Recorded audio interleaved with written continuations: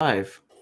Good morning, guys. Hope you guys are having a good day. Happy Saturday, and I am here with I'm terrible with names. Yeah, Ger- Gerald Auger. Gerald with Simply Cyber. How you doing, man? I'm excellent. Thanks, Kev. How's your day going so far? So far, so good. I got, I'm almost fully through a French press of coffee, which is, my MO for Saturday morning. The kids are running around eating donuts and stuff like that. So far, so good. What was I gonna ask you? How I'm super stoked for you because you just hit 20,000 subscribers. Just let everyone know because I'm watching live stream right now. So, I'm super happy for you that you got 20,000 subscribers. Congratulations. Thank you very much. Yeah, I'm really excited about that. It's funny because the subs is just a way for it's almost like a score, like it's like a game or something.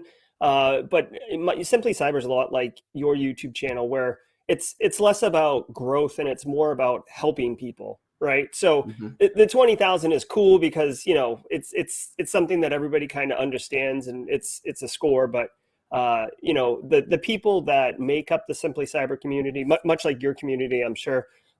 It's a good vibration. It's like good vibes. Like there's good people, good community, people helping each other. So I love that. There's 20,000 of them now helping each other. So And what's your, I guess, because going back into that, so can you tell me a little bit about yourself and tell me like what's your background in IT and how you got started in IT?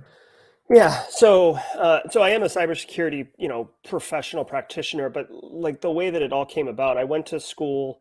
I'm 41, right? Just to put it in perspective, right? So I'm a little bit older in my career. I went to school, got a computer science bachelor's degree. Came out. I actually like when I went to school, cybersecurity wasn't even like an idea, right? Like they only did it in the government. Um, so I thought with a computer science degree, you're supposed to become a software engineer, right? So basically I graduate, I get a software engineering job, I start doing that, I'm working for the government, and my code got audited for security and it failed. And I'm a pretty competitive person. So like when you do write software, you're typically given requirements and the code does it, right? So I wasn't given requirements to have it do auditing and certain things with access. So I was kind of annoyed that like my code failed when I was never given those requirements. So I start digging in, and that's when I uncover like this world of cybersecurity. And I start pivoting. I go back to school. I get a master's in information assurance, a PhD in cyber operations later on, which is completely unnecessary. I just like just as a fun fact, I got that because I love the cybersecurity discipline.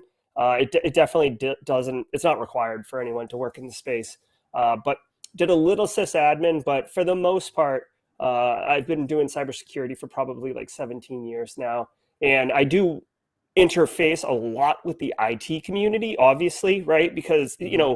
in a lot of people, information security is like a Venn diagram with IT, right? Like there is overlap in the middle, but infosec does things that IT doesn't do. But really, the main intersection is that in order for me to achieve many of my objectives, I need IT to do stuff for me, right? I don't patch machines. I don't toggle off remote access and stuff like that. I need IT to do that. So I do work quite a bit with the IT people, but yeah, I came up more on the GRC side. I did some defensive things, blue team, SOC analyst type stuff, and now I run my own information security program. So I report to the CIO. I directly interface all the time with the director of IT to help him to have him help me by tasking his staff to do the things I need done. Right. So but yeah, so that's kind of me in a nutshell, and that's actually me on the professional side. The Simply Cyber content creation side, that's just like my passion for the industry and my desire to give back, and that's been a lot of fun.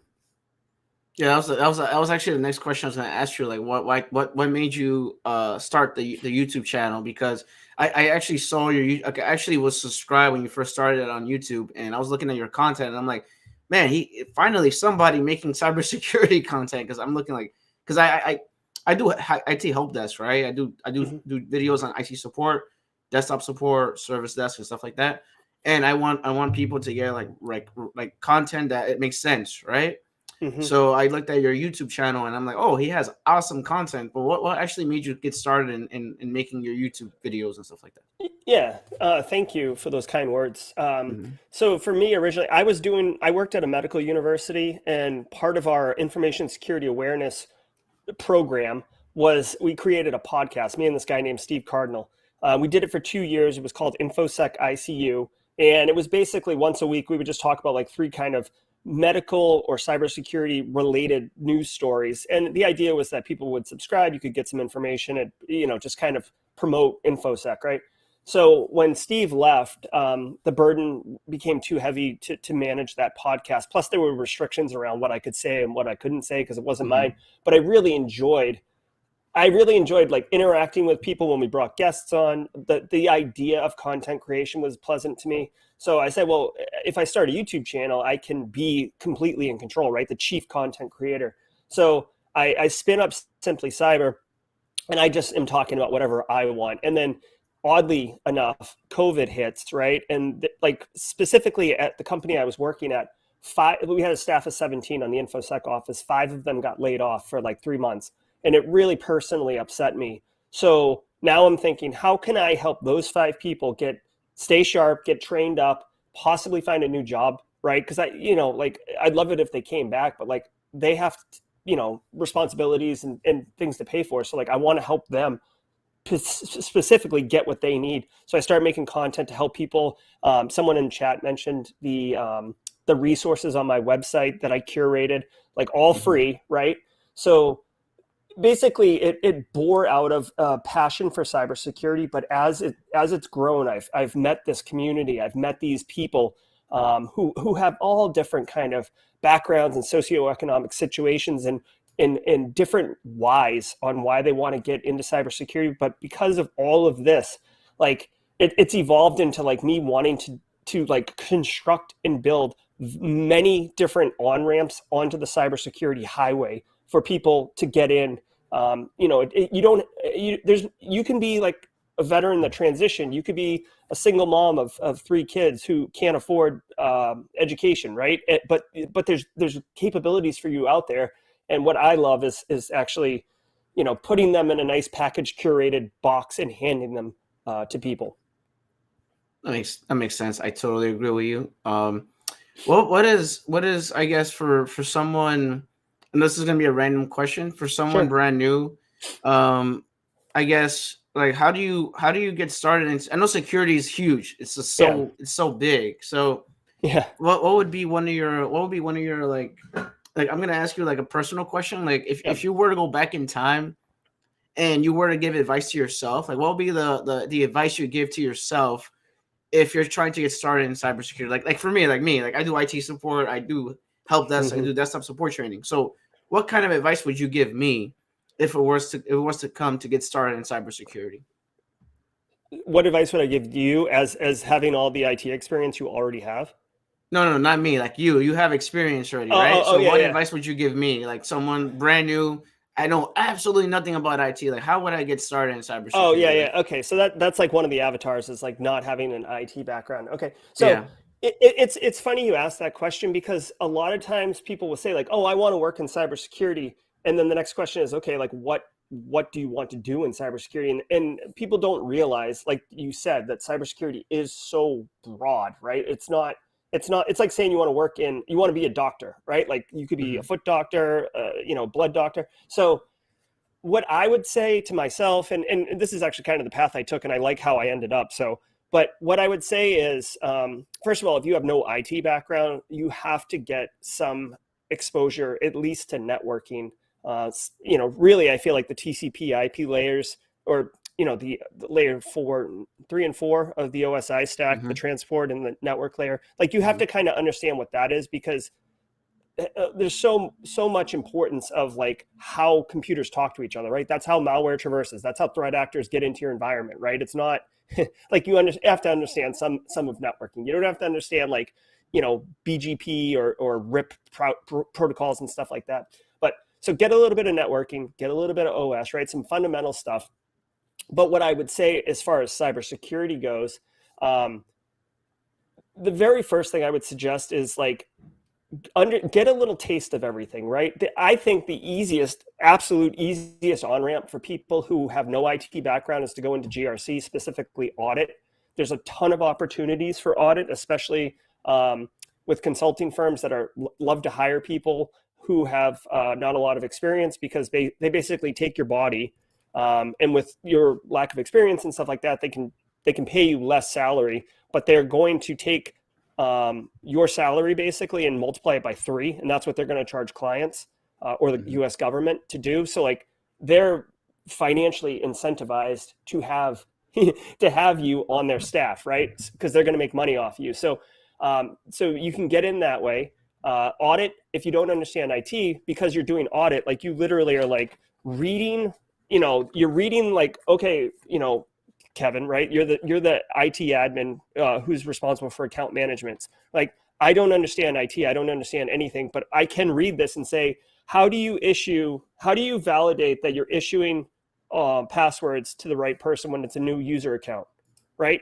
I don't have to understand what that means, but you do, and you can answer it, right? So from a compliance perspective, I can read the compliance things, get the answers from you, and then like just by sheer exposure, you'll begin to kind of pick up terminology. You'll begin to pick up concepts and stuff like that, understand how they map and everything like that. And I feel like it's the most forgiving of on-ramps, if you will. And plus, some people like Neil Bridges calls it like a trash job because it's not sexy, right? There's no tech really associated with it, but that's what we're talking about. If you don't have IT background, you can't just dive into like reverse engineering malware, right?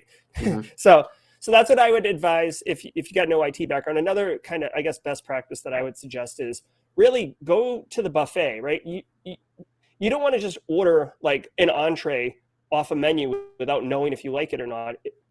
I would recommend going to the buffet, try a little bit of everything, i.e. try like a hack the box, try some pen testing stuff, try some cyber defenders, a blue team labs online, like get some blue experience, get some red experience, like go to Simply Cyber or other channels and like look at what the actual work looks like, because I think you're going to find things resonate with you and some things don't, right? So find what you like and then kind of pursue that a little bit further. However, I do want to point out, if people are looking to get a job, like pen testing is super cool, but there's fewer jobs, right? Blue team is cool, and there's probably like 15x number of jobs of blue team versus pen testing opportunities. And then for GRC, there's probably the same amount GRC as blue team, but GRC you're going to have a lower bar to jump over in order to get the job. So sample the buffet, find out what you like. But the thing is, even if you love pen testing, you may find a more difficult challenge getting that first job. Although there's all sorts of things now, like Cobalt Core is basically like gig economy pen testing. So you can get in that way. You can do bug bounties with HackerOne and BugCrowd. So there are ways to become professional pen tester and make your own job essentially. But that's kind of that's nuanced, and I mean we can get in that if people want to talk about it. But so that's what I would advise. Hopefully that wasn't too monotone. That was actionable. Yeah. No, I totally agree with you. And people don't know, like I know people watching chat right now, but people don't know about Cyber Range Force. Like you want to get hands-on training, there's Range Force, and then there is like if you want a mentor, there's Cyber Dojo as well, Cyber Mentor Dojo. You can actually get a mentor for cybersecurity and a bunch of other stuff. There's a lot of free stuff now. Like when I started IT, there was none of this. So take advantage of the free resources, like even your stuff. Like you have Simply Cyber, right? And you have like a resume template to get into cybersecurity. I saw that. Like I'm looking at your website and I saw all these free resources. Like people don't take advantage of it. You gotta take advantage of whatever's free there. Like take advantage of it. Don't pay money up front if there's free, right? Take advantage of the free stuff first before you actually pay money. So absolutely. And it's funny you say that. Yeah, we have 3 resumes on the website that are free for everybody. And one of them, they actually come from Joe Hudson, who's a cybersecurity recruiter and really good friend of the cybersecurity community. And one of the 3 resumes are actually positioned in such a way to highlight home lab experience, right? Because one of the questions we get all the time is, how do I get experience without the job? Because I can't get a job without experience. What the hell? Like, Yes. what do I do? And Yes. the home lab and the rainforest and all this. This is the solution to that.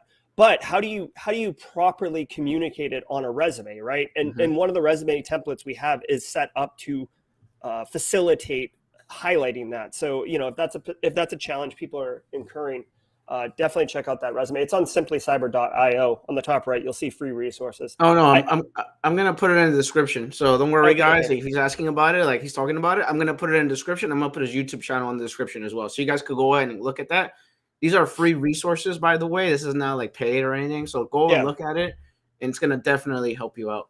Yeah, I'm a fan of free. I mean, there are things there are things that are paid, but like you said, Kevin, and how I firmly believe, like, do all the free stuff until you hit like a threshold where like it's not enough. You need more, or you need something super specific. Unfortunately, I feel like specifically boot camps, right? I feel like boot camps are scams mostly because like people are trying to. I don't know. I feel like people think like, oh, if I buy this boot camp for $5,000, it takes 2 weeks. I can shortcut the whole learning thing, and it's typically not the way. Like, you can't compress that much information into that amount of time and have it work for you, right? So, definitely take advantage of those free resources. No, I definitely agree with you. And I was going to ask you another question. Actually, I was actually going to ask you another question. This is another question because you were talking about GRC and all this good stuff. But I want to know what certifications do you need to get into cybersecurity? Because a lot of people get confused. A lot of people say, "Oh, I need Security Plus. Oh, I need A Plus. I need Network Plus.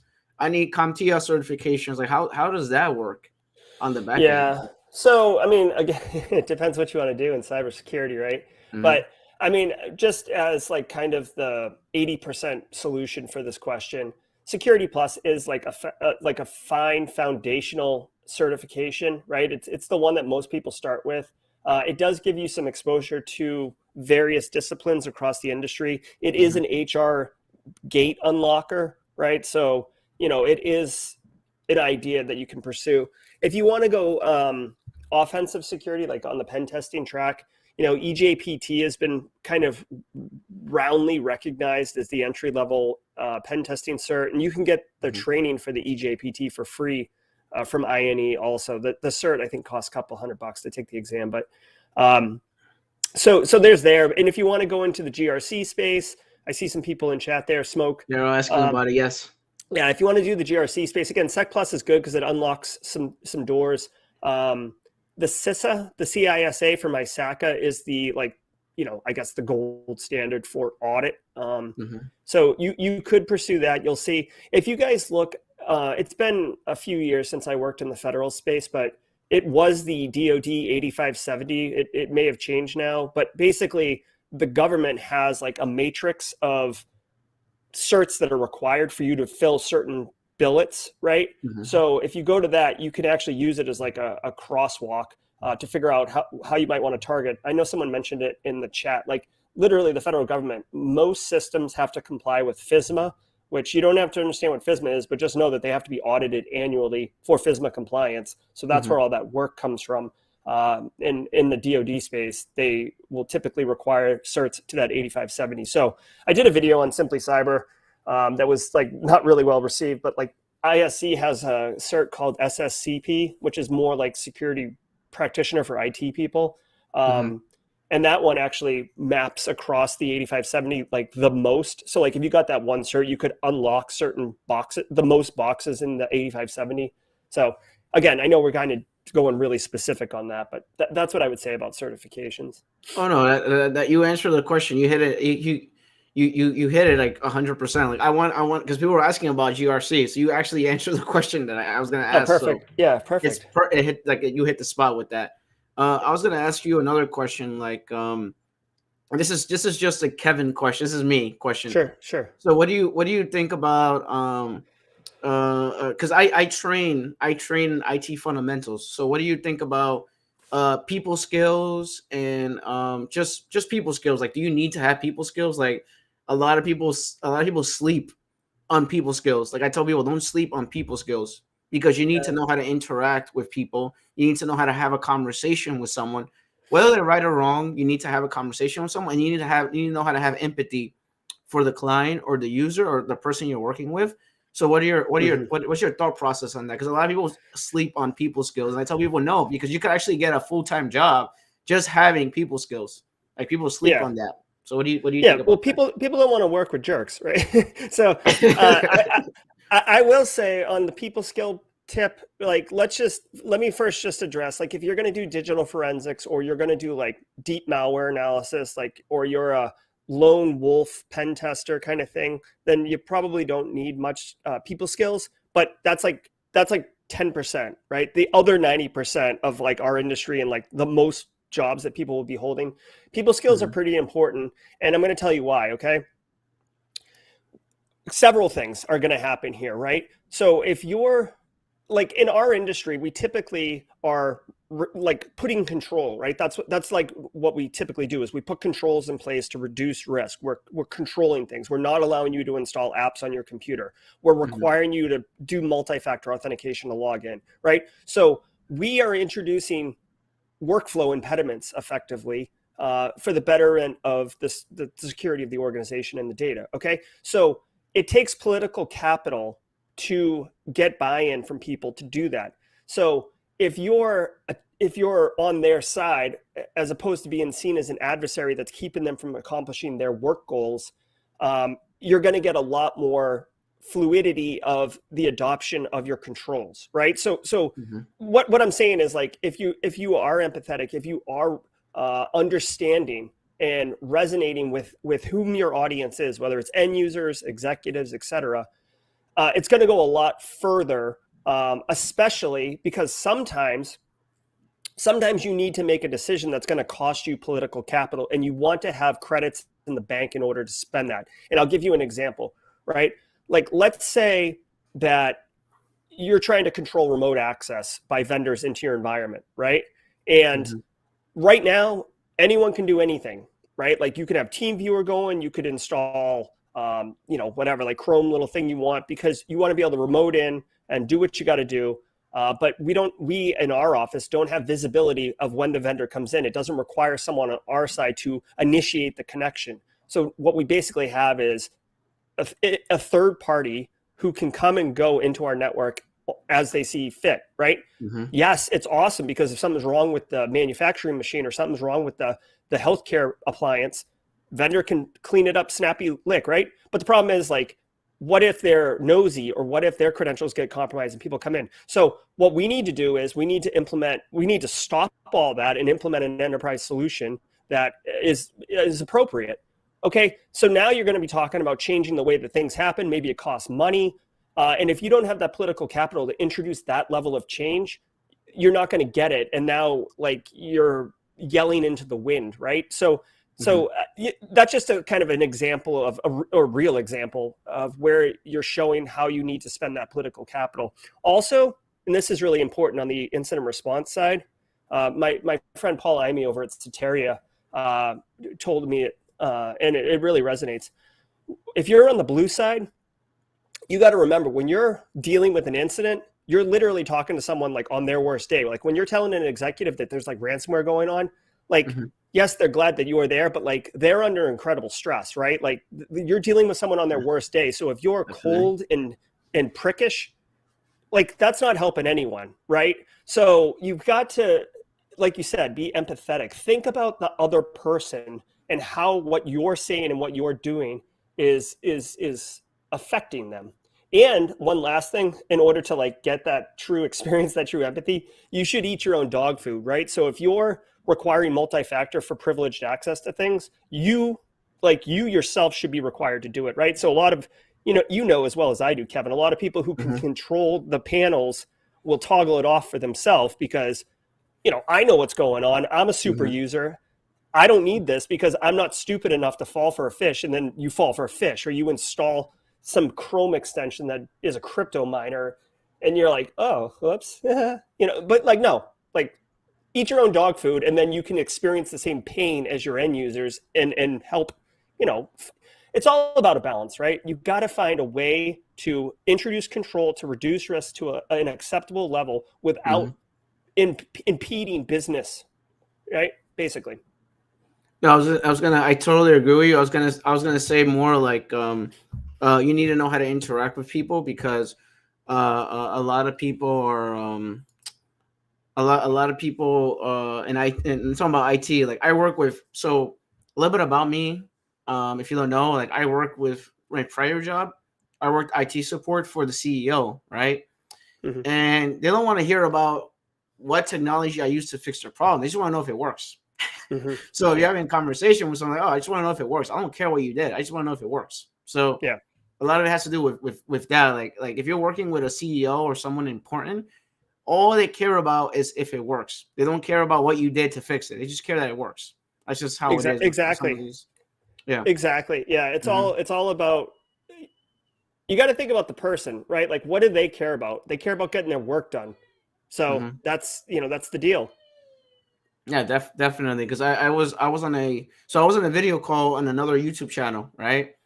And I'm giving you a real life example. And he told me, "Oh, Kev, I was with the CEO and I told him what I did, and he didn't care about that. He actually put me down. He's like, I don't care what you did. I don't care what technical stuff you did. I care about whether it's resolved or not. I want to hear your technical nonsense. I want to know if this is working or not." And that guy just belittled me like in 10 seconds. Just telling me about that. I'm like, Yeah, oh seriously, man, seriously, it's like they don't care about how fancy or how slick your solution was. yeah, It's especially because they don't even understand that terminology. mm-hmm, definitely. And I was gonna ask you another. I was gonna ask you another question. I like to ask like because I'm interviewing you, and then I'm gonna go into chat and grab questions from chat. But I want to ask you another question. So, can you tell me can you tell me about like what certifications are you working on, and what are your future plans for the YouTube channel, if you don't mind? Yeah, no, it's fine. My 9-year-old broke my six No, year no, old's it's good, man. It's good. popsicle stick, and Yeah, it's all he's a good. It's bit all upset. good. Come here. No, it's Okay. funny. Like come here, come here. I know. I'm sorry, Kevin. No, it's okay. So, it's funny. Like I used to, work on certifications and higher ed and stuff like that. Mm-hmm, After I got my PhD, I kind of stopped doing that. And mm-hmm, with Simply Cyber, it takes a lot of my time plus family and stuff. So, I would love to get the PNPT. I'm not a professional pen tester. I never will be. I never want to be. But I love what Heath is doing over. You can't touch that. I love what Heath is doing over at Cyber Mentor Academy. So I wanted to get it, but in reality, he gave me the course bundle. He gave me a certification voucher. He gave me everything I needed to get it done. And like after 3 months, I messaged him. I'm like, I just not going to be able to do this. So unfortunately, my professional development is kind of muted right now. Like mm-hmm.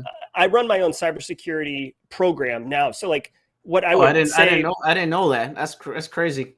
yeah. So I'm a busy dude, right? So I've got Simply Cyber. I teach at the Citadel College in their Mm-hmm, cyber sciences department, and mm-hmm, I'm also a full time, whatever 9 to 5 if you want to call it that, cybersecurity practitioner, and I'm effectively running my own cybersecurity program. So I'm like, mm-hmm, whatever the guy accountable if something goes bad. So for me personally, I was a cybersecurity architect, right? So I kind of came up the GRC side, and then because of my technical computer science background, I was able to take on kind of engineering roles. So that's what I was doing. But for me, my career, watch your head coming up. My career goal was to be a CISO, right? So mm-hmm, now my transition, this opportunity I took in April, basically gives me that chance. But there isn't really, I mean, there is a CISO certification, but like for me, I want to learn hands-on, right? So part of the agreement of me coming on, because I can build a program, right? I've got the cybersecurity piece of it. I can run mm-hmm, all tools. I can do risk analysis, threat assessments. I can do all that stuff. For mm-hmm. me, I'm getting kind of on the job training from the CIO of this company, who is my boss, on okay, how do we do budgeting, right? And it's boring, guys. It's boring. It's not exciting, but it is part of like the overall career experience that I personally want. So like I'm getting like, how's budgeting? How do you like basically shake down vendors to get better pricing, better licensing. Mhm. How do you do like year over year, multi-year roadmaps? So that's kind of what I'm working on right now. Plus, basically, if you're ever a CISO, there's two things that you get brought in if you're a CISO. One, to build a program, or two, to fix a broken program, right? Mhm. And that I'm doing the first of those, build a program. So like I'm super excited about it because like I'm executing an enterprise risk assessment right now. I put in some things that really just needed to happen up front that you didn't need to do a risk assessment for to find out. Like you just best practice. So put those in now. Like I'm gonna, I'm excited. I'm gonna do an enterprise risk assessment, have like a 3-year roadmap. I'm gonna, NIST cybersecurity framework, get our base, get our target, put in a 3-year roadmap on how we're gonna get those. Collaborate with my IT brethren to make sure that we can hit those goals. And yeah, that's what I'm doing, and I love it. For Simply Cyber, it's interesting. Like I'm really getting I have a great community, like regular people who regularly interact, regularly contribute, and I love it. What I'd like to do is just continue to grow and figure out a way to better serve my audience, I guess. Mhm. I recently started doing, like, Josh is in chat. I see him. He's probably going to chime Yeah, in. I saw Josh. So shout out to Josh. Shout Yeah. out to Professor Black Ops too. Professor Black Ops has 30 years in IT, Oh, and he wow. does cybersecurity with students. Oh, So cool. shout out to Professor Black Ops. I hope Yeah, you're having very a good nice. day, man. I love it. I had him in one of my videos previously, but I love Professor Black Ops. I love what he's actually educating young students to Hmm. get into cybersecurity, and he's been in the game for 30 years. So Oh, I love nice. Professor Yeah. Black Ops. Well, I haven't met him yet. I'll have to introduce myself. No, So, no, I'll introduce you to him. So don't okay, worry about cool. that. Yeah, Yeah, yeah. no, I love it. So with Simply Cyber, Hmm. I do a produced video every Monday, but I've actually basically started doing live streams, and now I have live streams every Thursday through the end of the year. So it's just a different way to deliver content. It's a better, like, I like the fixed videos because it's very evergreen, and I can do a very specific thing. Like, here's how you like get stood up on Hack the Box, right? So when Hmm. people ask me like, hey, how do I do this, or how I can send them a video, but the live streams are different because we can bring in those experts in specific areas and get real-time Q&A done, which is fantastic, right? So Hmm. I guess that's where I'm going with Simply Cyber is like bulking up the live streams. I'm pretty excited with I'm excited with all the guests that we're bringing, but it just kind of the areas that I'm diving into is pretty cool. Like I just actually asked Patrick Wardle if he wanted to come in January, and he's like, if you know anything about cybersecurity, like Patrick Wardle is like the Mac malware expert, and he's like a super cool guy, one of the best speakers I've ever heard. Like him and John Strand are like my two favorite speakers. Um, Hmm. so so maybe we'll bring him on, but I'm just loving it. You know what I mean? Like, I don't know. I never had a goal. It's not like I was like, oh, I'm going to get 100,000 subscribers, I quit my mean, job. the sky's the limit, man. The sky's the limit. Like you're talking to me right now. Like the sky's the limit. Anything is possible. The sky's the Yeah. limit. So you could do whatever. You could do whatever you want. Like if you were to ask me, like January 2021, like this year, if you would have asked me that I was going to train students in Australia, I will look at you like, ha, you're funny, you're crazy. But I'm training students in Australia now, so it's just the sky's the limit. You don't know what could happen. Like I even got recommended by CompTIA, so anything is possible. So the Yeah. sky is the limit with what you can do, man. Well, and that's the thing. Like, I am usually super type A and super prescriptive where like I lay out, like I got a PhD, right? So Hmm. it took me 5 years, and like I could tell you like week one of the experience what I'd be doing 4 years, 2 months later. Like I had the whole thing laid out and I just executed it like a plan. With Simply Cyber, I'm trying, and I'm doing an okay job of it, of being very like fluid and just like letting it grow organically and letting it take itself where it wants to go. Because I feel Hmm. like if I try to plan it and constrain it and everything, it'll be manufactured and Yeah, you it don't want won't that. Yeah, work. You know what I mean? And yeah, and it's about the community again. It's like yeah. it's that yeah. That's why I like your channel. That's why I wanted to bring you in today because this you have a Discord too, and I'm gonna Hmm. share all that below in my description for everyone that's watching today. And I also I appreciate what you're doing because a lot of people are in the IT, but like the thing is like I like genuine people, right? So that's just how I am. I like to hang out with genuine people. I don't like to hang out with someone that is fake and trying to sell me something, right? You have a lot Yeah. of free stuff. I tell people to take advantage of the free stuff, and I always send them your way. By the way, so like I tell people, oh, you want to Oh, do thank help you. desk IT support, and you want to get into cybersecurity, go look at his content. And say, oh, I didn't know you're friends with him. Like, yeah, go talk to him. Go talk to him. So Yeah, send them over. Thank you. You yeah, know, that's yeah, mhm. I do find, you know, it's starting to get like I get pinged a lot. You know, like Oh yes, yes. yeah. I mean, and I try to help when I can, but like you know, sometimes you get me when I'm like got three things going on and I can't help you, and it's I don't know, it's unfortunate. You know, but I just had a guy yesterday, like a quick story that I think will Mhm. resonate with the audience. I had a guy on Wednesday message me and he's like, hey, like I've worked in industrial controls for 10 years or 15 years. I'm an Mhm. engineer. I really want to get into cybersecurity. I live in Texas. What do you think? And like he just caught me like at a time I read it, but I couldn't internalize it. I couldn't do anything with it.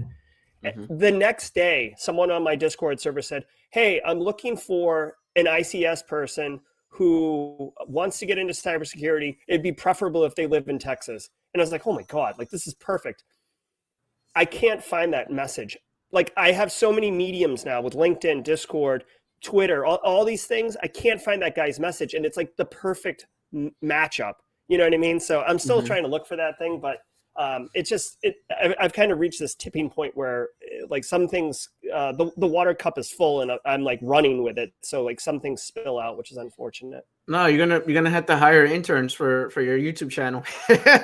Yeah, yeah. I'm at the point where I think I do. Like, I've actually had some people reach out to me and ask if they can be part of Simply Cyber and You should contribute. do that. You should Yeah, I just definitely don't know do how that. to. I don't know how to like. I don't know how to manage that or what that work would look like. But stay tuned. It could be happening soon because a lot of Yeah, people are asking. you need time to breathe too, man. Yeah, You need time to breathe too. You can't be all over the place. Like I'm all over the place, but I have people with me. That's the thing. You can't do it by yourself. You need other people, like positive, like-minded individuals that are hmm, gonna help you. So if you have that, like you actually grow as a team. So you have a team. You build that team. You hmm, build your prospects, like baseball, right? You build your team, and then you have a good team. If you have an amazing team, you could keep growing. That's how it is in YouTube, IT, everything. So you got to have yeah, an amazing team that is willing to push you and make you better and actually help you grow. So that's the type of people that you want to be around.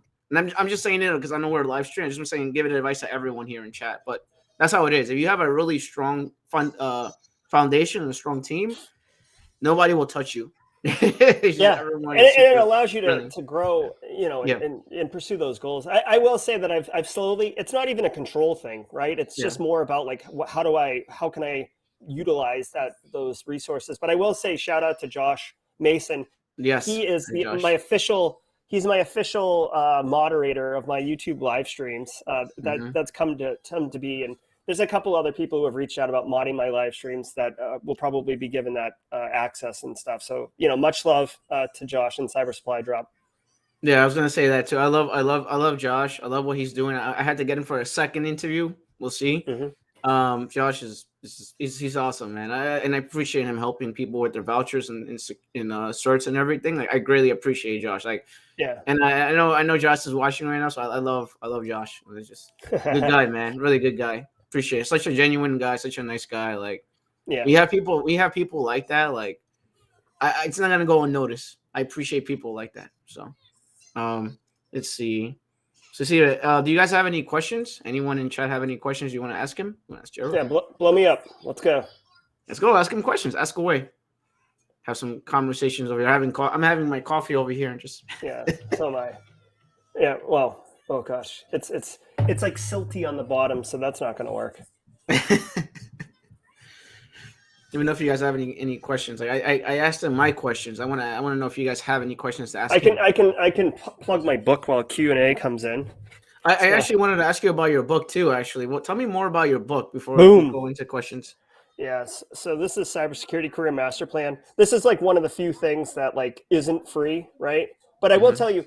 So I wrote this book with Jack Scott, John Helmus, Tim Wynn, and you know, I'm like, I really, really hope that like, you know, if you wait, I don't know, a couple months, you'll probably find this for like in a humble bundle of 25 other books for $1. So that so I'm hoping it gets there at some point.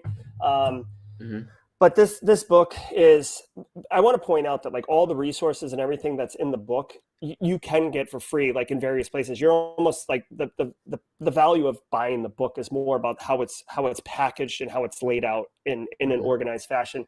But really, with Simply Cyber, people, you know, engaging me, conversations like this, you start to hear the same things, right? So what I did was, or what we did was, we wrote this book and we laid it out chronologically. So it's like section 1 is like, do you even want to work in cybersecurity? Because like there's some like, people think, oh, it's like good money or there's a lot of jobs, but like it's a lifestyle too. Like you have to stay current. You can't just be like, get the job and then like go get rusty and you know, like you have to stay current on like threat intel and new tech and stuff like that. Mm-hmm. So do you even want to work here? Then if you do, section 2, this is where the bulk is, like, what do you want to do? We talked earlier, you want to work in cybersecurity, like what job do you want? So most people get blown back when they hear that question. So what we do is we lay out pretty much every job in the industry and tell you like why it's a cool job and what stinks about it, right? So like to use Blue Team SOC analyst as an example, you do a lot of cool stuff, but you could work on Christmas Day, right? Bad guys don't work 9 to 5, right? They work, like they're more likely to attack actually on Christmas Day because of skeleton crews and stuff like that. So like that's a downside. So here are the different roles. Here's what you do. Now, like, let's talk about industry, because a lot of people don't think about this, but, you know, working in financial services, for example, pays really, really good, but it's also high stress because like money's on the line, and that's what I do. People who, you know this for a fact, then people who manage money have very little patience for anything, and they will yell at you like in a heartbeat because they want it now. They're losing money now.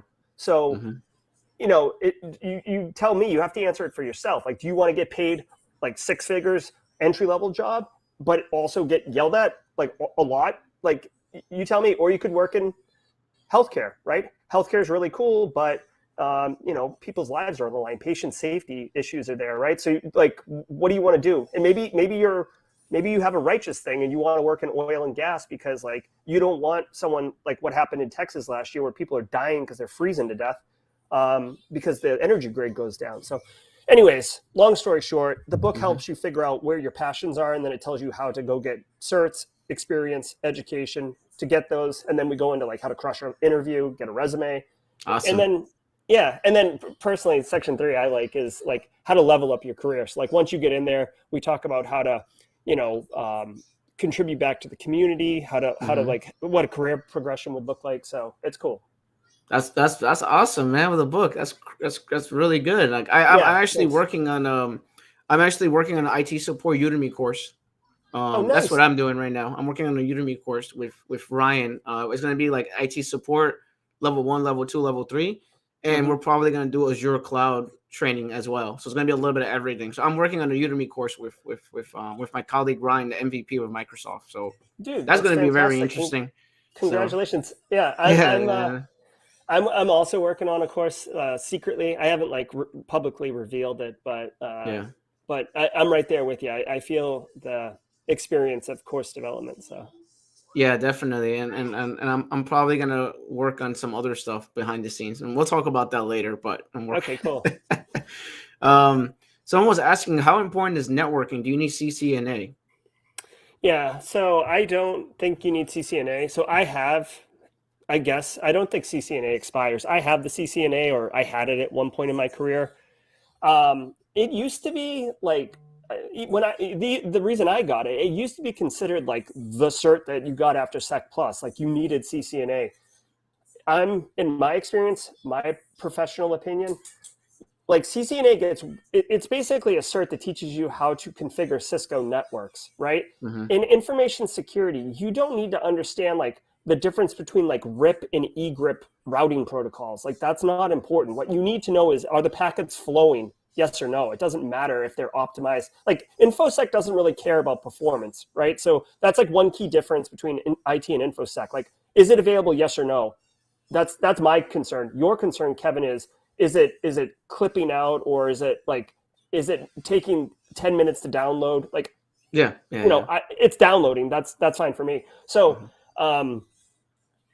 oh my God, I just like went blank. What was the question? Oh, CCNA. Yeah. So anyways, I wouldn't spend the time on CCNA, honestly, especially if you're not going to be working on Cisco devices, because you're going to lose that. Like right now, I have CCNA. I don't even put it on my resume because I could barely log into a Cisco switch right now if I had to. Networking Plus, again. I was going to ask you about that, Network Plus.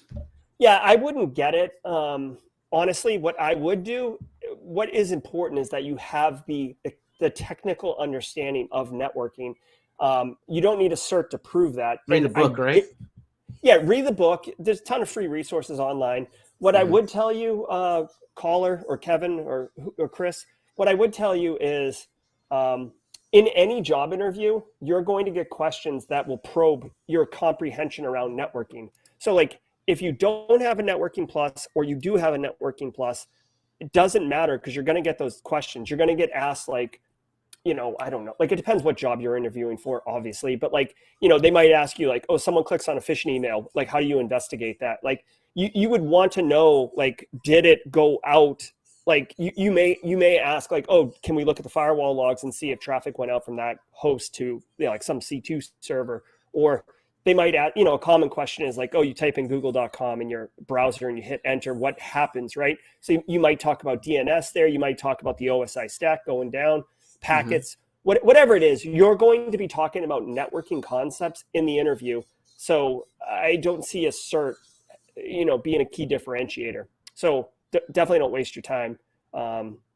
So that's okay. What I would say about that. Yeah.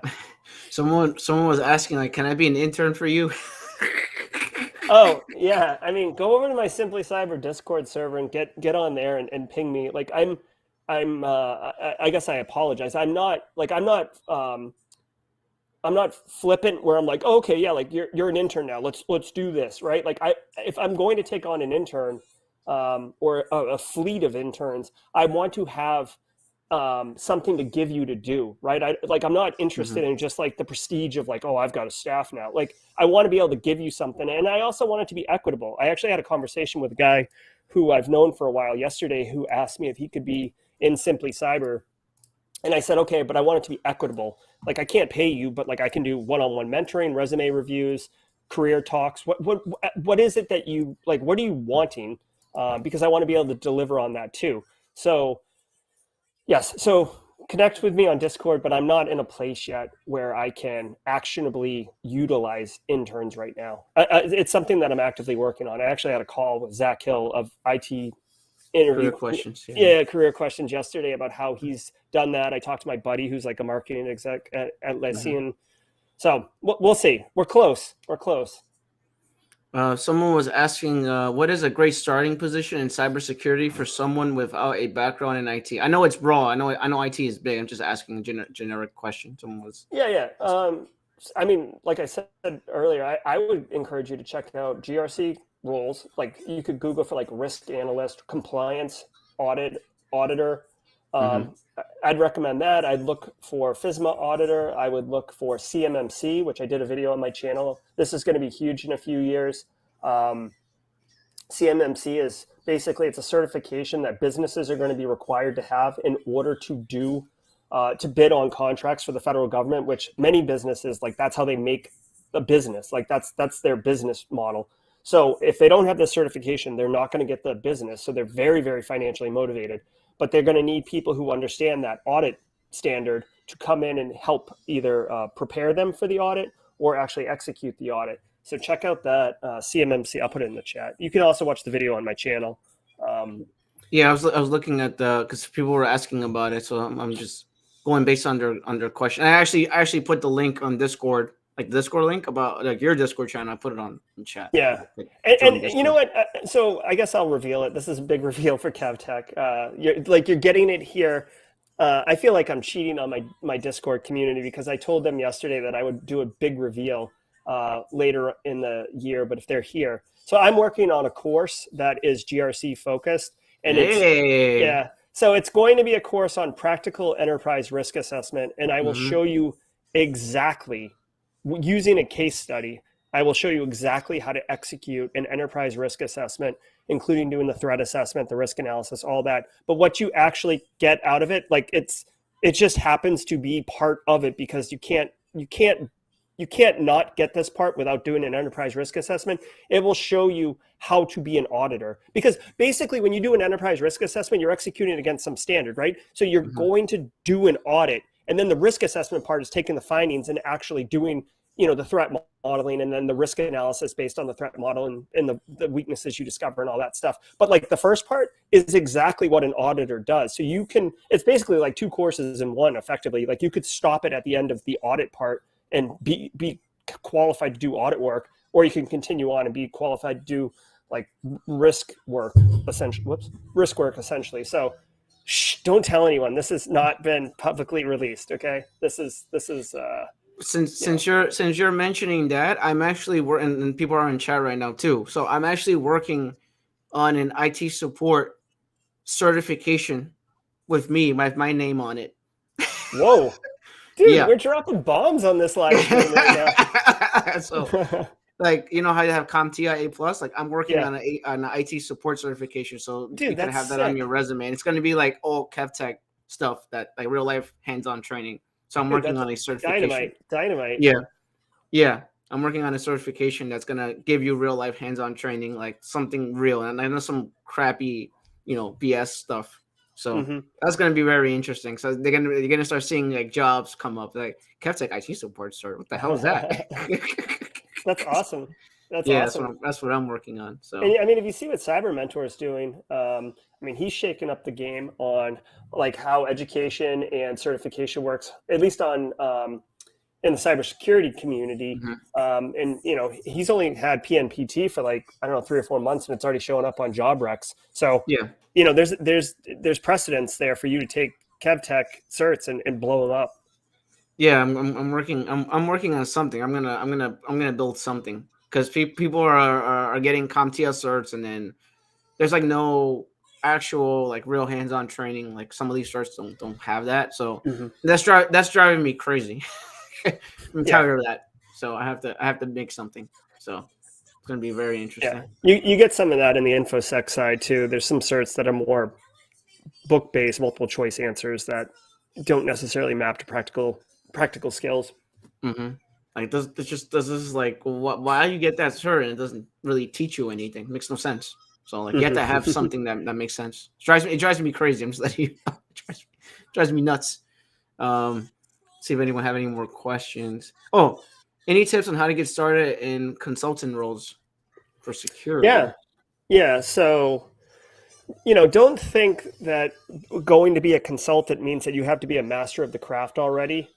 The way that consulting works, and I kind of mentioned it earlier, is like typically there's like think of it as like a pyramid team, right? So you've got like the senior person, and then some people, maybe mid-level or juniors, that are doing kind of the grunt work under the direction of the senior person.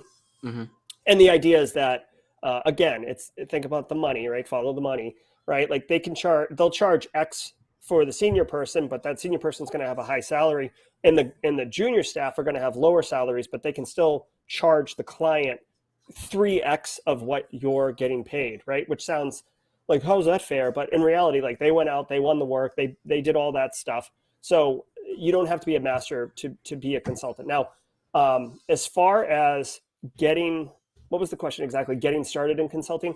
Like I would personally recommend, and this is a path I took, okay? Look at the big companies, right? So I'm gonna list them off right here, and just to give you like a little taste, you can go to like Booz Allen Hamilton, which is where I went. Booz Allen, KPMG, PwC, Deloitte, Accenture, Capgemini. Those are like 6 really, really big ones. We're talking 100,000 employees. Okay, global footprint, lots of government contracts. Okay. You can go there, and they want to hire junior people, or not junior, but they want to hire people with less experience. They're more likely to hire, I guess, junior roles, all right? And here's the reason why. They can charge more money, right? They can get more money for you. They want to be able to put butts in seats because they've already won the work, and they've won the work for like 12 FTEs, right? But if they don't have 12 FTEs, they're they're not being able to charge for 12 FTEs. So they're incentivized to have people who can do the work.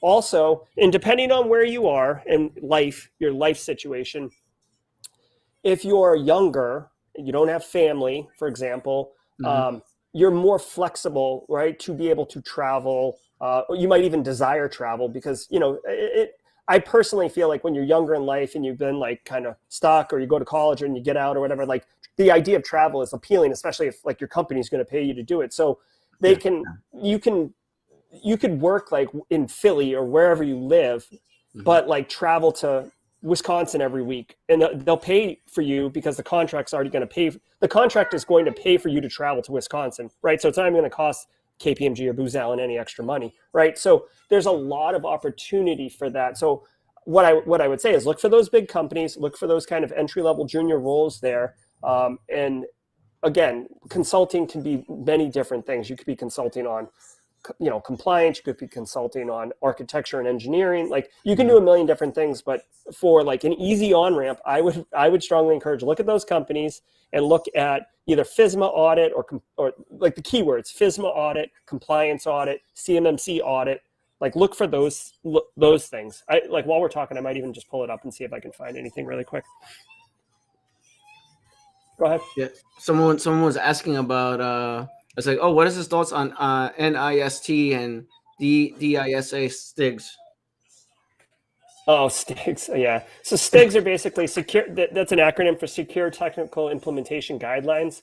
They're basically like baseline configurations for technologies. I mean, they're fine. The problem is, the government is like a massive, thing, and they're trying to make like a one size fits all checklist. So it doesn't work that way. Like the STIGs are a fine starting point, just like the CIS baselines are a fine starting point, but each environment's going to have its own nuances and stuff like that. So, DISA STIGs they're fine.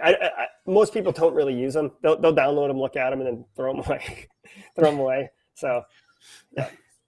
And then someone was asking about what kind of resume would you need to work IT security for consultant roles. And I think you probably have you have to have I'm pretty sure you probably have a resume or something like that on your website, right? You have different resumes. So yeah. So I will tell you that, I see Chris in the chat mentions college degree. Like, so like I had a bachelor's in computer science and probably a Sec Plus or something. And I got the job. And by the way, like there's this horrible tool called Gold Disk. Like, I don't know if you've ever used it, but this thing was trash. But it was like the standard tool for doing audit work. And, like just to put it in perspective, like when I interviewed for my first, GRC, FISMA audit job or whatever, in the interview, they're like, have you ever, what have you done? What can you do? All this. Have you ever used Gold Disk? I'm like, no. They're like, oh, that's fine. No, we'll teach you. Have you ever used Retina?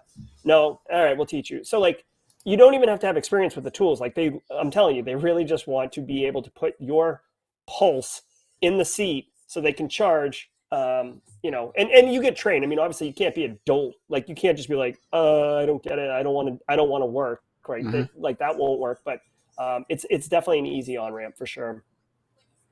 Someone was asking about, is FireEye considered one of these big consultant companies?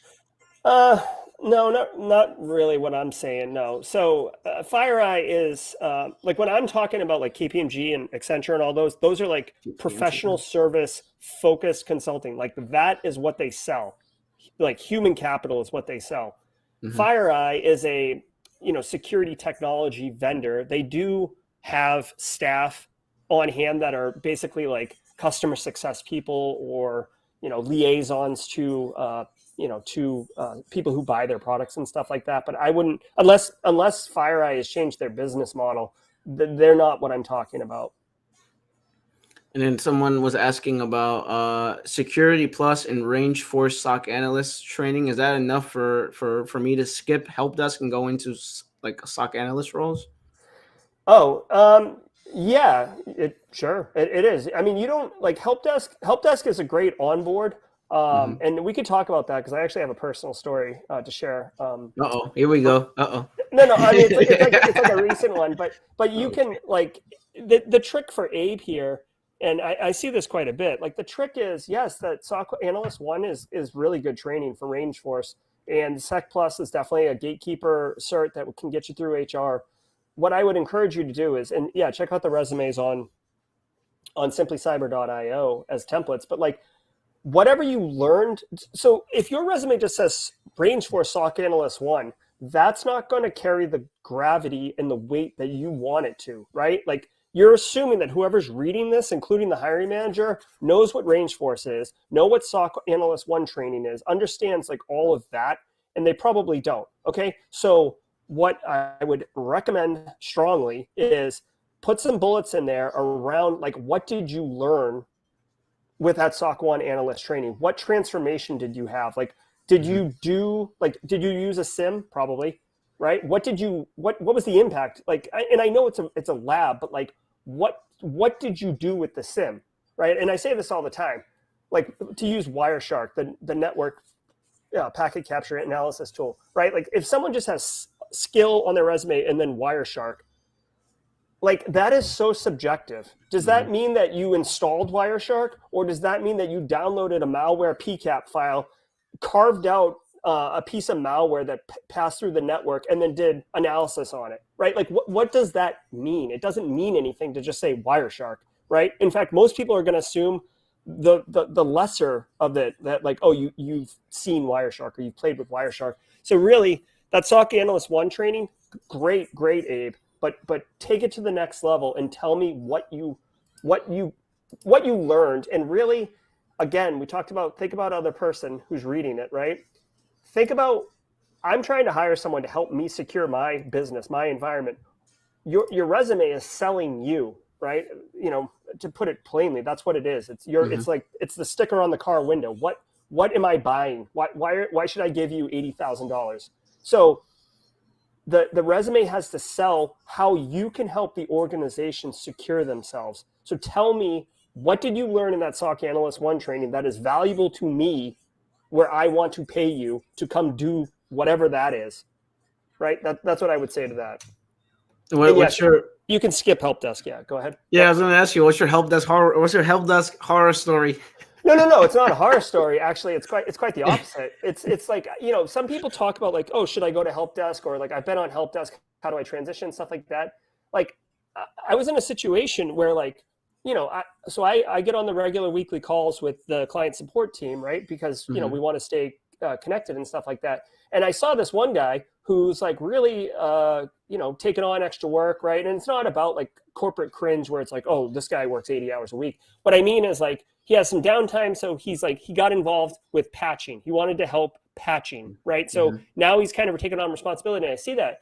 And he messaged me, and he's like, hey, you know, I follow Simply Cyber. I was like, oh, that's cool. And he's like, I really want to get into cybersecurity. You know, what do you think? And I was like, well, okay, let me think about it. And then I see him doing all this patch and stuff, and I was like, you know, I've got vulnerability management. I'm responsible for vulnerability management, right? Which partially lays into patching.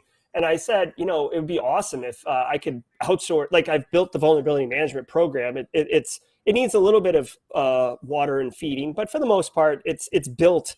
I've architected it. And I was like, you know, it would be ideal if you took over vulnerability management, which is happening, right? So now this help desk, he's still help desk, he's still client support, but now he's responsible for vulnerability management day to day, and I am overseeing it. But now in his help desk role, he's literally getting information security experience that he can put on a resume as a job. And realistically, as things grow, I'll tell you, like even if we openly post a position, like it's going to be first right of refusal to this guy because he's already baked into the program. You know what I'm saying? So like, I think that is the way to do it. You should look internal if you really want to move from help desk into InfoSec, you know, become a champion of the information security office, explicitly express your interest to the CISO or to whomever that you are interested and want to take on that responsibility. There's a lot of work in information security, and like any help is well received. Yeah, someone was asking. So that's what I do. So I train people in help desk, but I always tell people there's more than one way to get a job in IT. But I'm always gonna jump back to help desk because I am very I'm very passionate about fundamentals, and just having a strong base. Like, you have a house, right? If you have a weak base, then the whole house falls apart, right? If you don't know how to do certain things, then you're gonna have trouble working in security. You need to know how to have a strong base before you understand how the other stuff works. So I train people in help desk, and that's just how, that's my channel's primarily focused on that, and a few cloud stuff as well. But that's why I like listening to that story, because it's, like, when you do help desk, it's not well received by everyone. People don't like help desk for some reason. They don't like grunt work. They don't like moving computers. They don't like dealing with people. It's just like a lot of negativity in help desk, when it's not that bad. Like, people, throw it under the bus. Yeah, I got a question for you, Kevin, regarding that. So here we go. For people in the chat or whatever who are going to, pursue this help desk as their, the way to get into cybersecurity. Mm-hmm. Is there any risk of being like too good at help desk, where you basically get not pigeonholed, but like you're almost like too good at help desk, or you're like the CEO's right hand man? So like you don't, they almost limit your ability to move because it's too much of a perceived loss for you to go off help desk. Yeah, there is. It's very, I haven't applied for, and this is a real story, actually. So I applied for Splunk as a SOC analyst role, just to see what happens, right? I apply, and then they told me I'm overqualified, so I can't. They didn't hire me because I was overqualified, and I'm like, what the hell is this? That's the dumbest thing I've ever heard. Yeah. So I applied for a SOC analyst role because I wanted to do something different, right? Because I do IT support. So I applied for a SOC analyst role. They told me, you're overqualified, so you can't get this job because you have too much experience. So that's a trash explanation. Yeah. Sucks. So I actually got they hindered me from getting the job because they say, oh, you work for the CEO, you did all this other stuff, we cannot hire you, because I was applying for Splunk, and actually someone talked about Splunk certifications. I looked at it in chat. Someone's like, what are your thoughts on Splunk certifications? But I actually sometimes it's good and bad. Like I'm gonna be honest with you, sometimes it's good and bad, because it's like you have to outweigh the pros and cons. I actually made a video on this, actually. So if you have a YouTube channel, it's good and bad. If you, because we will look at that, like HR and everyone looks at that. Oh, this guy has a YouTube channel, so that means he's well versed in everything, and that means he's overqualified for everything. So it's just like people assume certain things when that's not true. It's not true. So it could hurt you a little bit. Yeah, it can. I mean, there is like the YouTube channel is a great way to do like personal branding, and I often say for like networking and stuff like that, and giving a third dimension to your resume, like having stuff out on the internet, because people are humans. They will Google you just to see like who you are and what's up. So you want like that cool stuff to pop up first, and not like your picture from when you were younger doing stupid stuff. So the YouTube takes a lot of work, right? Like a blog is easier, LinkedIn posts is easier. YouTube takes a lot of work, but it is a really good avenue to, if it's a professional channel, right? Like if you're doing like a lifestyle channel, like they probably doesn't matter. But for professional, it's a great opportunity to kind of establish yourself as an authority on a specific topic. And just to put it in perspective, I've never had this happen before, and this is probably gonna, I don't know if this is gonna upset people in chat or not, but like the job I have right now, the weirdest thing, like we've all interviewed for jobs, right?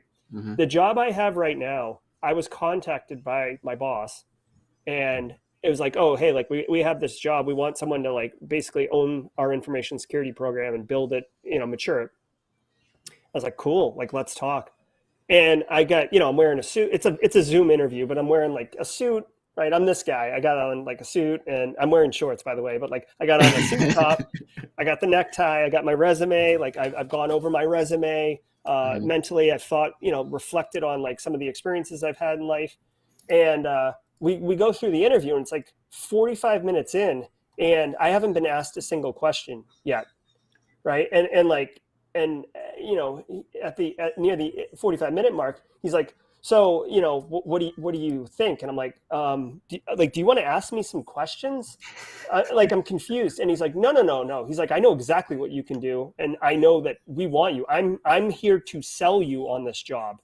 Like, what do you want? And I was like, oh my God, like it's totally blown back that like I basically, and he said, like, I've watched your YouTube. I know, like, I've talked to people and I've seen you. I know exactly who you are and what you do and how you do it.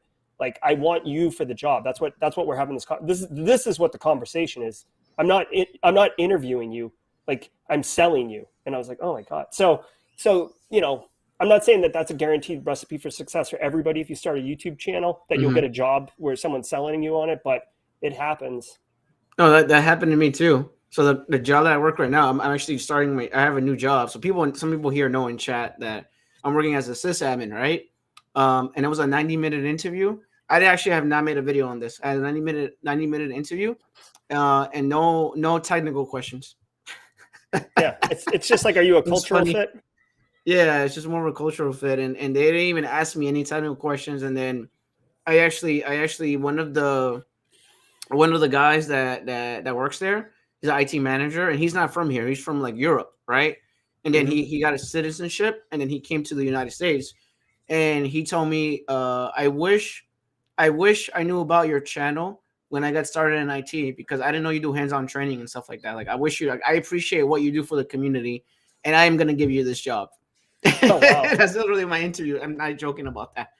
That's literally awesome. I'm gonna give you the job because I know what you could do, and I appreciate what you do for the community. And they hired me because of that. They hired me because of my what I do outside of my regular 9 to 5. Like my resume, they even looked at my resume. They just went straight to my YouTube channel. They looked at that. We talked about that, and that's awesome. They didn't even say anything. They're just like, we're gonna hire you, and no technical questions at all. Zero technical questions. I was like, I was shocked. I was like, huh? Oh, okay. Is like, you gonna ask me any technical questions, or what's going on over here? No, we're not gonna ask you anything. It's almost like you're like primed and ready to attack on any technical question, and they don't ask it, and you're like, yeah, exactly. This is gonna ask. Someone's asking. So if you give someone room of responsibility, right? It's the security stuff. Did they get a pay raise, or how's that work? Are they gonna? How's that? Yeah, no. No, I mean, different organizations are going to operate differently. And I do want to emphasize that this individual, for this case, it was hungry for more opportunity, for growth opportunity. The work that they're doing, and I would vehemently defend this, is not going to be like outside of their normal work, right? So, like he was basically he was saying to me, he's like, I'm the client support, but like I knock out all my work, by 10 a.m., all my tickets are closed and I'm just sitting around doing nothing. And some people like that. Some people want to just cruise on YouTube and whatever. This guy wants to work in cybersecurity, and he's asking, hey, like, what can I do with my idle cycles to help you achieve your goals, Jerry? And that's how this came to be. So, it'd be cool. I mean, if he took on, if we opened a rec and he took a new job, I'm sure there would be a pay raise associated with that. But just by him taking on some more responsibility, that's not resulting in a pay raise that I'm aware of. And I will point out that, like, at least in my corporate experience, I've been working professionally for 17 years or 18. In my professional experience, what ends up typically happening is that you start doing the next job before you get it. Right. And then like, once you start doing the next job, then they make it right at the next, like, they open the rack or you promote into it. Or if they don't do that, you end up getting that experience and go work somewhere else. You control getting the pay raise because you leave the company. Right. Or you have an honest conversation with your boss at that point. No, I agree with you. Like, it is like in the job, when you go to, when you're working in a company, you try to see if you could grow in the company, if you could get another position, if you could get more money.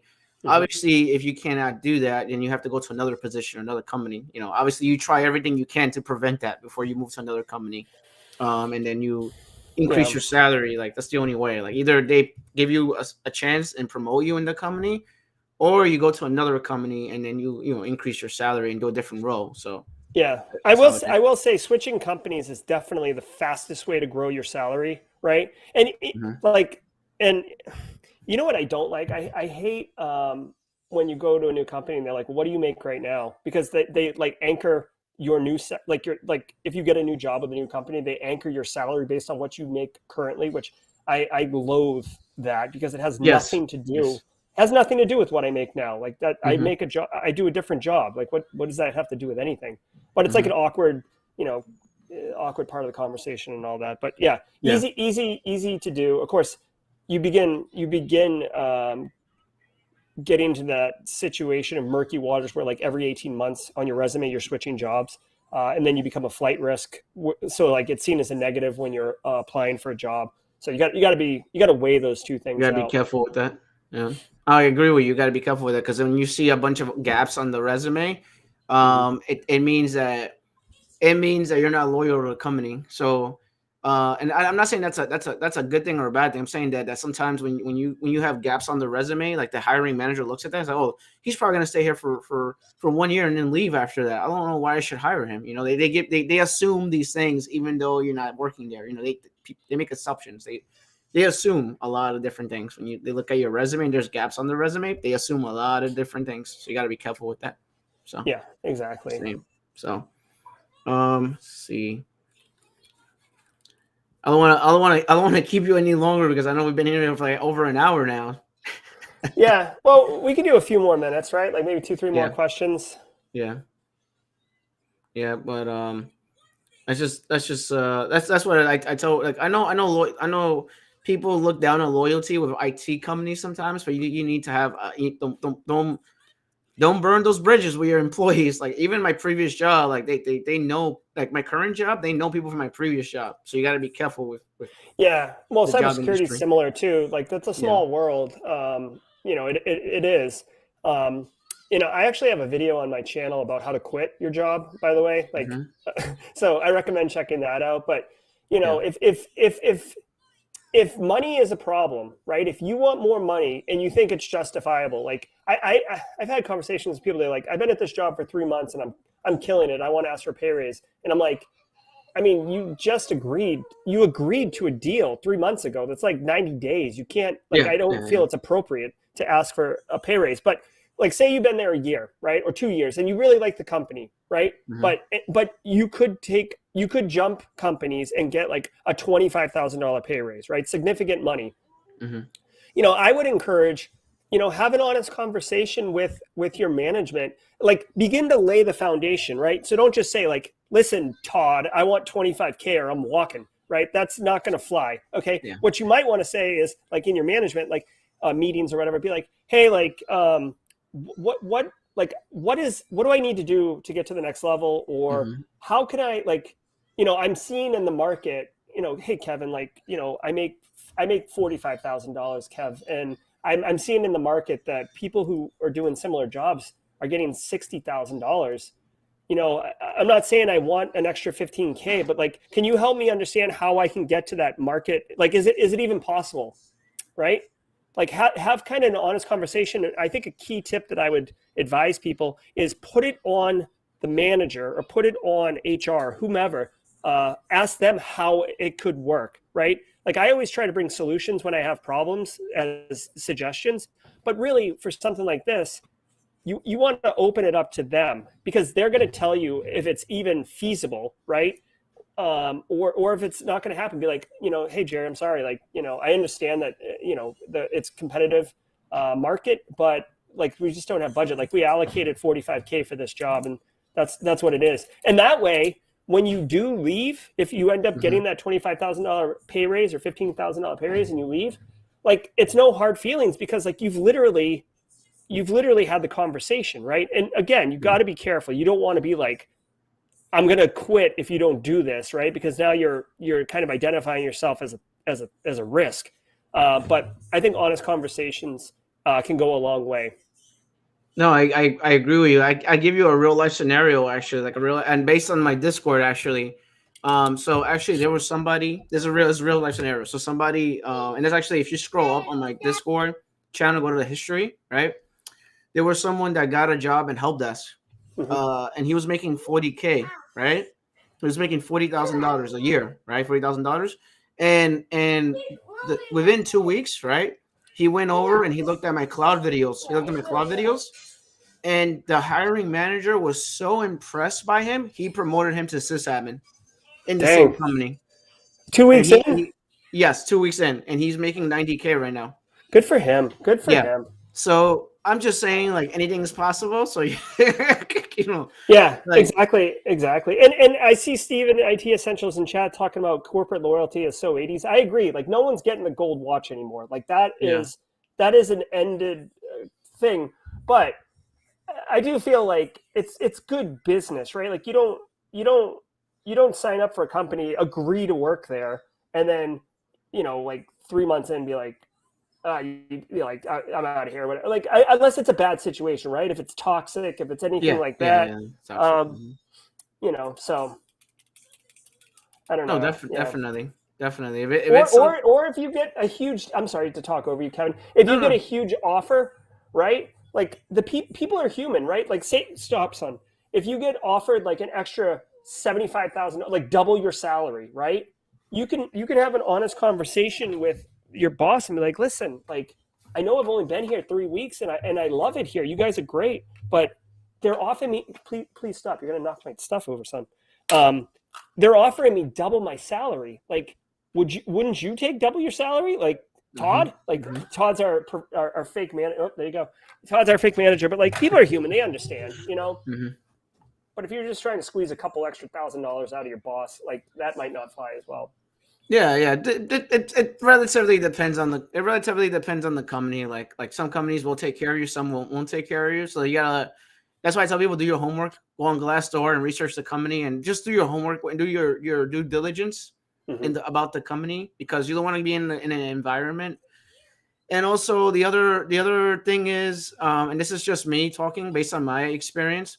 The other thing is what if you get a pay raise, right, in a company, and the money is really good, and then you go to that environment and the environment is crappy. Mm-hmm. You go Yeah, to another environment and then the manager sucks, the coworkers suck, and the employees that work there suck. And you're yeah. getting more money, but then you're in a toxic environment now all of a sudden. Now, anything is possible. You don't know. So that's the other thing. Like, you want to be careful with that too. So Exactly. Compensation goes beyond cash. I mean, cash is king and cash is important, but there's many other things, work-life balance, all that. By the way, just can I share another thing? I'm just thinking about this. Like, yeah, this definitely. isn't one of my videos, right? So we're talking about just about compensation and cash and that being the driver. Like, there's other ways to be compensated besides cash, right? I worked at a job where like at the medical university basically, where their state entity, so they can't pay like competitive salaries. Like everybody knew that I would, like me and the infosec team were getting paid, I would say like 30% below market value, right? How do they make it right? Well, first of all, here's a cell phone. Like, okay, so there's like whatever, $1,200 a year, right? If you want to call it that. But I always had a fresh new cell phone, didn't have to worry about that. But another way that they compensated me, I still worked 80 hours every 2 weeks, but I got every other Friday off. So I would work 9 hours every Monday, Tuesday, Wednesday, Thursday. And on Friday, I'd work 8 hours, or the following Friday I'd have off. So then I had 3-day weekends twice a month, which is awesome. I take my kids to school that day. I pick my kids up from school that day.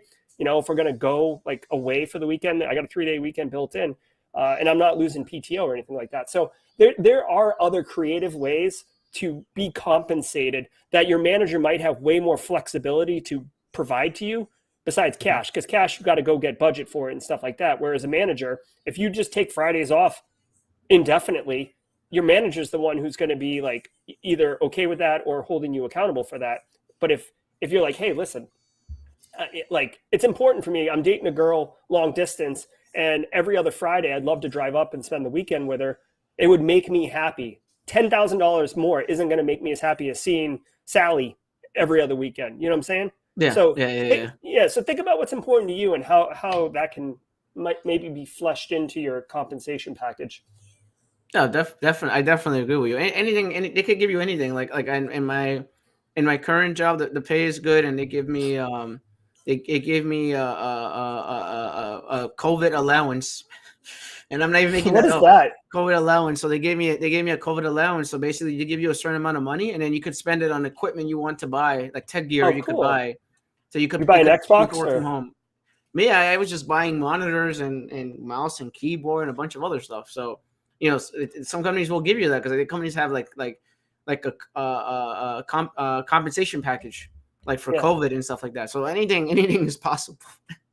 So I'm just saying, like, that's what they gave me. So I'm just gonna mention that. Tuition assistance. My PhD, I didn't pay for my PhD. Like medical university paid for it. No, that's good. So, yeah, so it's cool. That's good. Yeah, I'll see if anyone have any more questions. Oh, actually, I want to ask you a question. Actually, real quick. Sure. This is gonna be a hard question. Actually, okay. How do you get a remote job in cybersecurity? What do you mean? Like, how do you get a job in cybersecurity but working remotely? I know that's a random question. No. I mean, a lot of jobs can be done remotely. Not all of them, but like a lot of them can be done. I run my own program remotely right now. Mm-hmm. You know what I mean? So, as long as you've got network access and drop in, if you're a SOC guy, girl, I mean, you're looking at dashboards and management consoles. We've got Teams and Instant Messenger for getting connected with end users. Like if you're like it's not uncommon for me. Like I run my own program, but because I'm understaffed, I do a lot of the grunt work also, right? It's not like I'm just some stiff with a suit on. So if phishing emails, I'm not going to release them unless I confirm that is like, especially the business email compromise style. Like I'm not going to release an email that's got an invoice attached to it unless I can confirm that those are in fact vendors on file that we do business with. So like I got a Teams message into my staff and everything like that. And it works perfectly. So I will say that I'm a senior person, right? So for my ability to work autonomously is a little bit easier because I already, like, not to sound like a prick, but like I already know what I'm doing, right? So I don't need, I need very little oversight and guidance. Like I basically meet with my CIO once a week and update him on the progress of what I'm executing on. And if he asks me, like, what do you need from me? Do you need money? Do you need resources? Or do you need time? Whatever. So that's how that works. Junior staff, they do need a little bit more mentoring, frankly, guidance. And, that can be difficult remotely, but I think it can be done. What you really need is someone who is, here, this is it though, okay? What you really need is someone who's interested in doing that kind of mentoring type thing. But there's very little job in the information security game short of like on-site pen testing, right? Physical security. If you're doing an audit and you need to like look at the data center, like, you could do that. I mean, I've even done some, I mean, it's kind of crazy, but I mean, I've done some stuff where like I had the engineer at the site put me on webcam and then like show me with the camera what's going on instead of me driving 3 hours to go see it, right? Because I just needed to see it for 1 second. So a lot of those jobs can be done remotely. And personally, I'm loving remote work. I don't think I'll ever go back to the office. I'm going to ask you one more question. This is a question based on what I have learned from from my job experience, and this is going to be a random question. Yeah, man. And this is, do you do what I do? Like as far as what I do is I do fake emails, right? Do you do that with people that work in your environment? Like I do that. So I do like a fake Starbucks email. Oh, like a phishing simulation? Yeah. I do a bunch of fake emails, and then I force you to take a course on cybersecurity if you click on it. Yes. Do you do that? So I do that. I don't, it's funny, like I don't force the course. I do make it available, but I don't like punitive.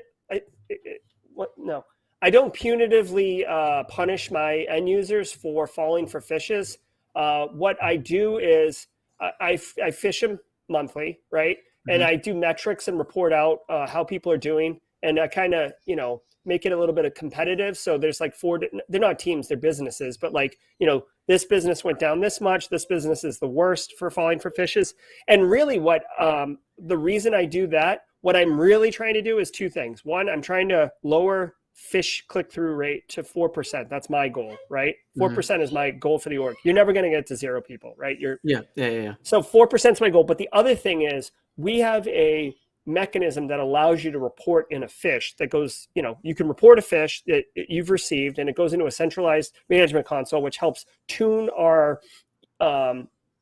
mail gateway effectively can even reach in. Like if say 5 people report the same fish, well, the mail gateway is like, okay, this is like multiple people reporting this is a fish. It'll reach in and pull that email out of everybody's inbox that hasn't opened it yet, right? So it's smart. Mm-hmm. So for me, I need my end user community's behavior to be adapted to use that functionality. So I measure how many people, like when I send the fish out, how many people are actually reporting it as a fish also. And I'm trying to get to 25% with that personally. But so yes, I do phishing my end users, but that's how I'm doing it and why I'm doing it. I'm trying to change their behavior.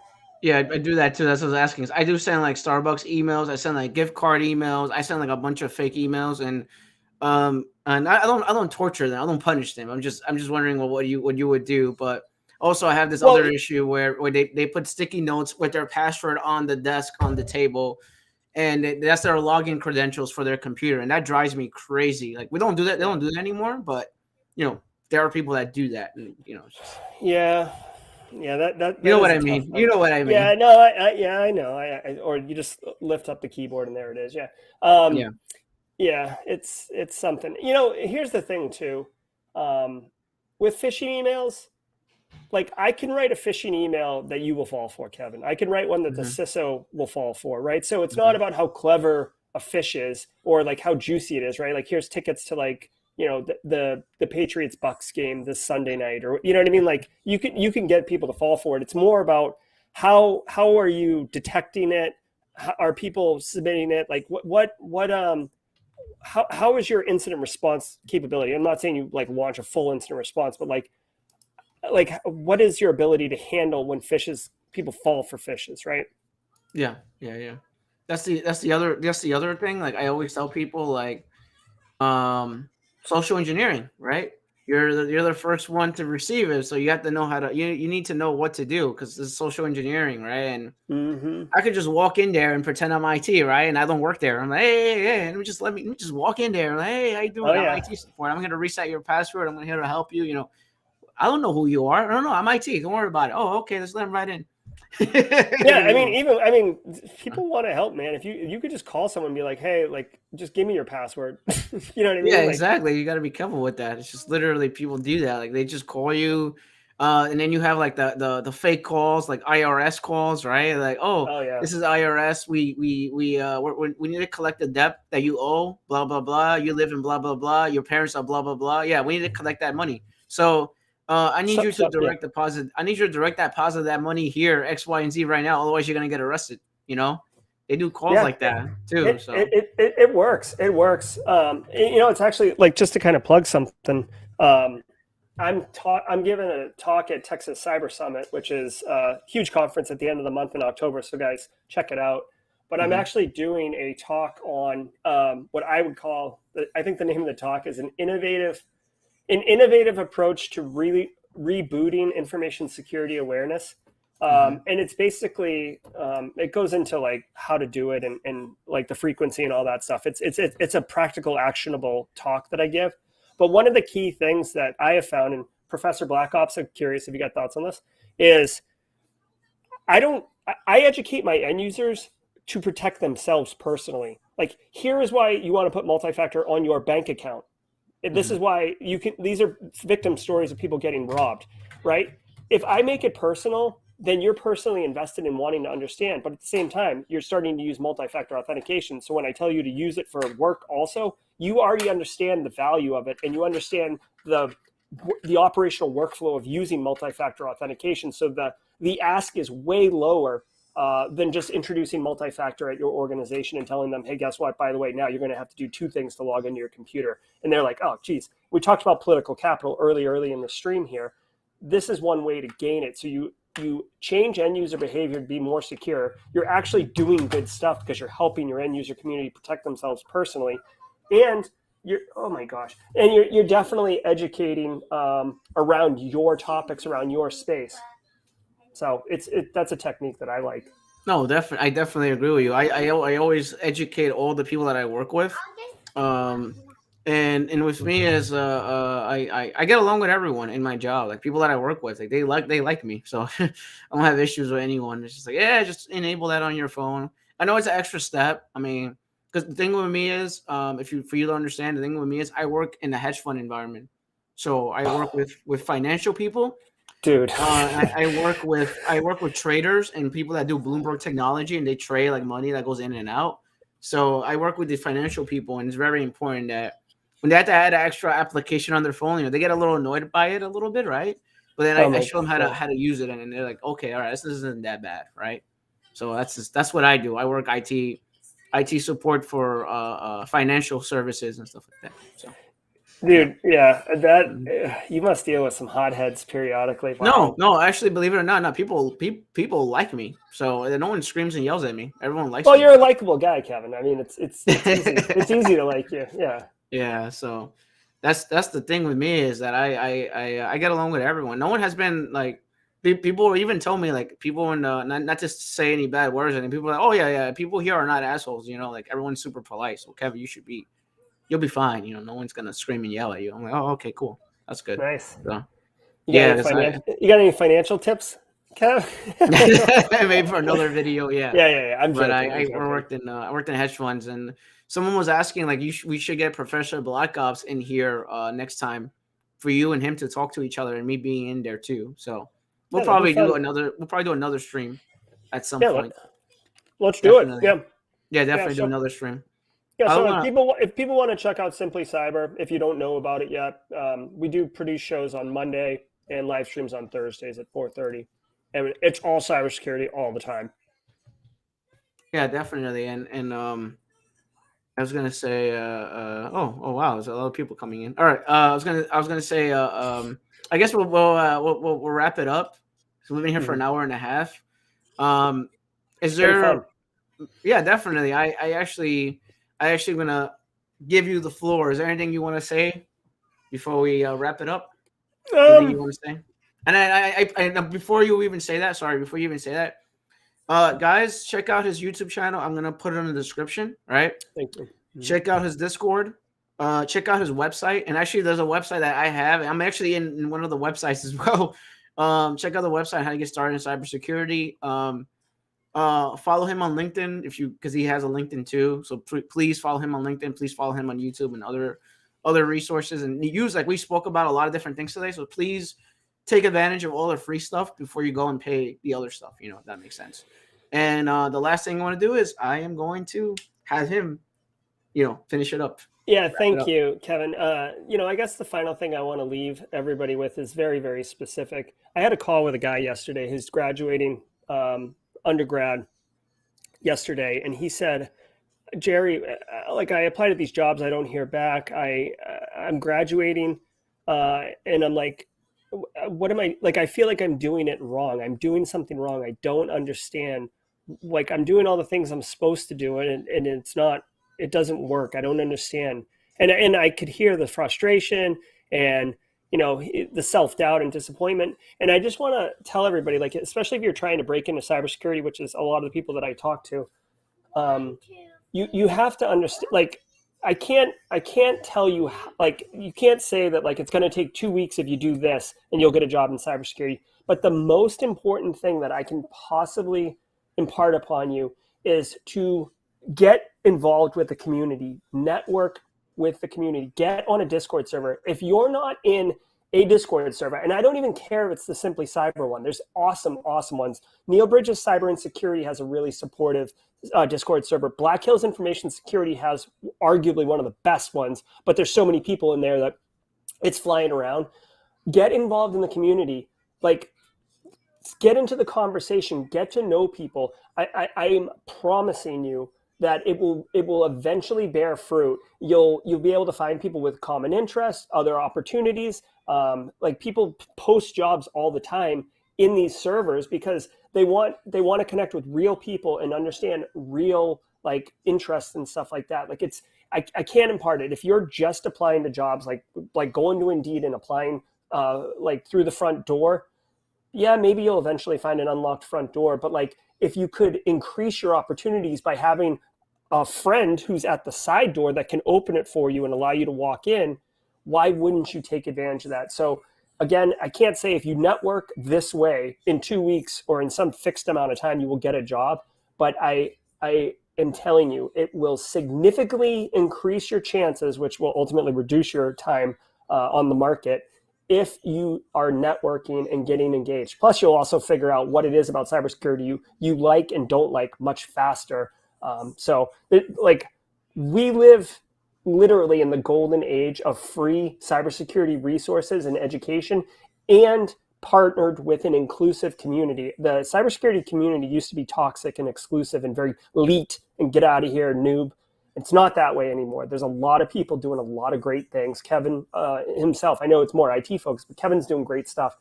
So I implore you, if you're serious about wanting to get into cybersecurity or pivot into it or take that next step in your career, like take advantage of networking and these Discord servers. I promise you, it will bear fruit. Thank you, man. Thank you for saying that. You just like motivated me to do a marathon of running. But anyway, yeah. I hope you guys have a good Saturday. I hope you guys have a good weekend. I'm gonna end the stream because I we had our coffee. We've been talking for an hour and a half, probably more than that, and I'm gonna drop the Discord and everything here. Don't worry about that. And that's it. I hope you guys have a good day. I hope you guys stay safe. And I'm going to have more people talk on my stream. This is the first stream that we had together. We'll probably do another one. So, who knows? Yeah. Anyway. I love it. I love it. Thank you. Thank you, Kevin. And thank you, community, for being with us this morning. It's been a lot of fun. Yeah, definitely. I hope you guys have an awesome day and take care. Bye. All right.